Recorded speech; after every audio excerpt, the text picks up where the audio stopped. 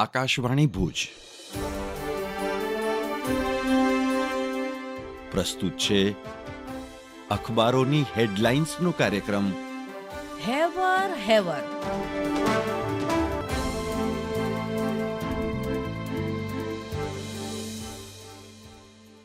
રાષ્ટ્રીય પ્રસારણ દિવસની તમામ શ્રોતા મિત્રોને ખૂબ ખૂબ વધાઈ. નમસ્કાર, હું ચિત્રા ચૌધરી. દિવ્ય ભાસ્કરના ભુજ ફ્રન્ટ પેજ પર સમાચાર છે. રેડિયોએ હંમેશા સરહદના સંત્રીની ભૂમિકા ભજવી છે. આજના મોબાઈલ યુગમાં રેડિયો હજુ પણ વિશ્વસનીયતાનું પ્રતીક. શહેર કરતાં અંતરિયાળ ગામોના રહેવાસીઓ માટે ધ્વનિ પ્રસારણનું એકમાત્ર વિકલ્પ એટલે રેડિયો. વિપરજોય સમયે એકમાત્ર રેડિયો જ તમામ માહિતીથી અપડેટ રાખતું હતું. દિવ્ય ભાસ્કરના પહેલા પાને હેડલાઇન છે, આર્થિક સર્વે પ્રમાણે આ નાણાં વર્ષે જીડીપી ગ્રોથ રેટ 6.5% 7% સુધી રહેવાનું અનુમાન. દર વર્ષે 80 લાખ નોકરી ઊભી કરવી પડશે તો જ જીડીપી ગ્રોથ રેટ 7%એ પહોંચશે. પહેલા પાને અન્ય એક હેડલાઇનમાં, યુપી સરકારનો આદેશ સુપ્રીમે રદ કર્યો. નામ નહીં, પ્લેટ દર્શાવો, વેજ કે non veg. UP, Uttarakhand, એમપીને notice.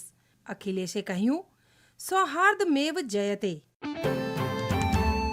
પહેલા પાને બીજી એક હેડલાઇનમાં, ઓલિમ્પિક ગેમ્સ મુદ્દે સંસદમાં ચર્ચા. વિપક્ષે કહ્યું, આર્થિક ભારણ વધશે. અમદાવાદમાં ગેમ્સના આયોજન માટેની તૈયારી અત્યારથી શરૂ. હું જયેશ રાવલ. કચ્છ મિત્રના પહેલા પાને બજેટના સમાચાર છે. આજે બજેટ વેરા મુક્તિ પર સૌની મીટ. સતત 7મી વાર બજેટ રજૂ કરનાર સીતારામન પ્રથમ નાણામંત્રી બનશે. નોકરિયાતોને આવકવેરા સ્લેબમાં બદલાવની આશા. કૃષિના બજેટનું કદ વધી શકે છે. 2025માં 7% વિકાસ દરનું અનુમાન.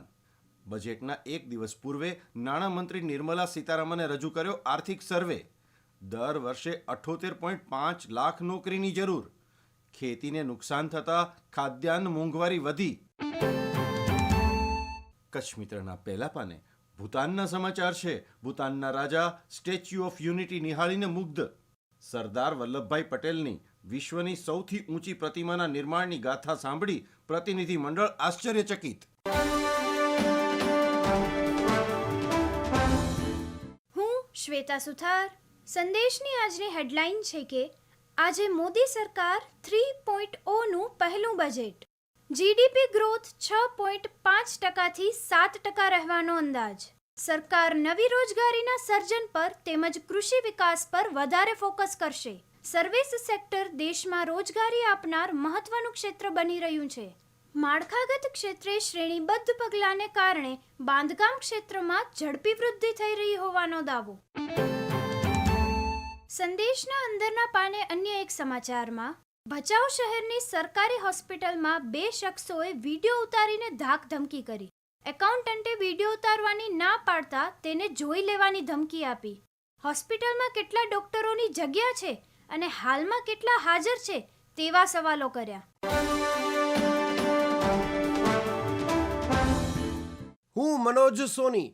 ગુજરાત સમાચારની કચ્છ આવૃત્તિનો અહેવાલ છે કે રાજ્યના શિક્ષણ વિભાગના વિદ્યા સમીક્ષા કેન્દ્રની સ્વિફ્ટ ચેટ એપ્લિકેશનમાં તંત્રની આંખે પાટા બાંધી શિક્ષકોની ઓનલાઈન હાજરીમાં ચેડા કરી હાજરી બતાવવાનું અમુક શિક્ષકોનું કારસ્તાન. રજા વગર ગેરહાજર રહેતા શિક્ષકોને શાળામાં હાજર બતાવવામાં કોને લાભાલાભ?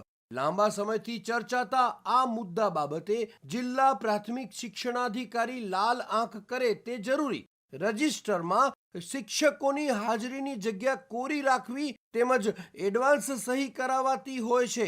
અમુક જવાબદાર મુખ્ય શિક્ષકો જ બેજવાબદારીપૂર્વક ગેરહાજર એટલે કે ગેરહાજર શિક્ષકોને ઓનલાઈન તેમજ શાળાના હાજરી પત્રકમાં હાજર બતાવી ને પોતાના જ તંત્રની સાથે છેતરપિંડી કરતા હોવાની વ્યાપક ફરિયાદો. અન્ય એક સમાચારમાં, અબડાસામાં ધોધમાર 2 ઇંચ, માંડવી, ભુજ અને મુન્દ્રામાં 0.5 ઇંચ વરસાદ. લખપતમાં ઝાપટું વરસ્યું. અસહ્ય બફારા વચ્ચે કચ્છમાં અષાઢી માહોલ. ગુજરાત સમાચારનો અન્ય એક અહેવાલ છે કે વિથોણ ખેતાબાપા સ્થાનક પાસે પુલ પૂરો બને તે પહેલા જ વરસાદમાં ધોવાણ. 1 વર્ષથી ચાલતું પુલનું નિર્માણ કાર્ય ગતિ પકડતું નથી. પુલના એક છેડે સાઈડ બેસી ગઈ. પુલની ભરતીમાં મોરમ કાંકરીના બદલે માટીનો ઉપયોગ થયો. કોન્ટ્રાક્ટરો સામે પગલાંની માંગ.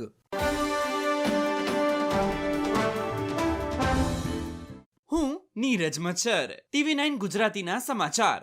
હેવરમાં આજે વાત કરશું હલવા સેરેમનીની. હલવા સેરેમની બજેટની અંતિમ તૈયારીઓની શરૂઆત માનવામાં આવે છે. તેથી બજેટના કામ સાથે સંકળાયેલા અધિકારીઓ કડક દેખરેખ હેઠળ રહે છે, જેથી કોઈ માહિતી લીક ન થાય. સાથે જ નાણાં મંત્રીએ પણ કડક નિયમોનું પાલન કરવું પડે છે. અહીં કામ કરતા અધિકારીઓ અને કર્મચારીઓને ન તો ફોન પર વાત કરવાની છૂટ છે, ન તો તેઓ ઘરે જઈ શકે છે, અને ન તો તેમની પાસે મોબાઈલ ફોન હોય છે. આટલું જ નહીં, કોઈને પણ ઓફિસ પરિસરની બહાર જવાની પરવાનગી પણ નથી હોતી. આજે આવશે તેનો અંત, કારણ કે આજે બજેટ. લોકસભામાં નાણાં મંત્રી નિર્મલા સીતારામન યુનિયન બજેટ 2024-25 રજૂ કરશે.